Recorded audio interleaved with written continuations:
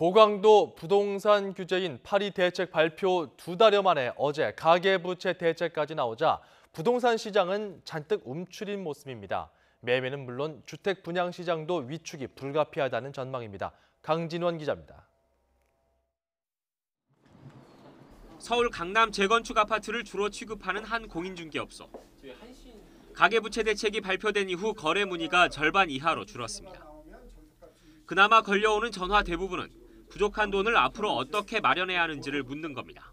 급등한 아파트를 전액 현금 주고 살 만한 능력 있는 사람들은 그리 많지 않고요. 발표된 그 대출 규정에 의하면 내가 얼마를 받을 수 있는지부터 확인을 해보고 내년 1월 도입되는 신 DTI는 대출 심사 과정에서 모든 주택담보대출의 원금과 이자를 따집니다.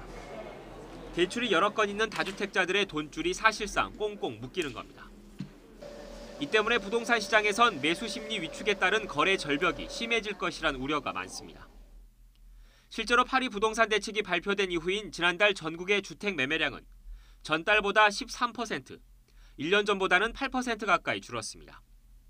특히 서울의 거래량은 전달보다 36% 가까이 급감했습니다.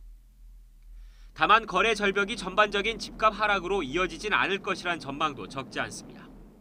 집주인들 얘기도 이제 상담 받아보고 하면 전체적으로 이제 미래 가치가 있고 앞으로 수요가 몰릴 지역에서는 그렇게 급락하는 현상은 크게 벌어지지 않을 거라고 좀 예상이 되고요. 오히려 집단대출 보증 비율과 보증 한도가 줄어 분양 시장이 더 타격을 받을 것이란 관측도 나옵니다. 은행들이 사업성을 꼼꼼히 심사하는 만큼 분양 계약자들이 돈을 빌리는 게 어려워진다는 겁니다.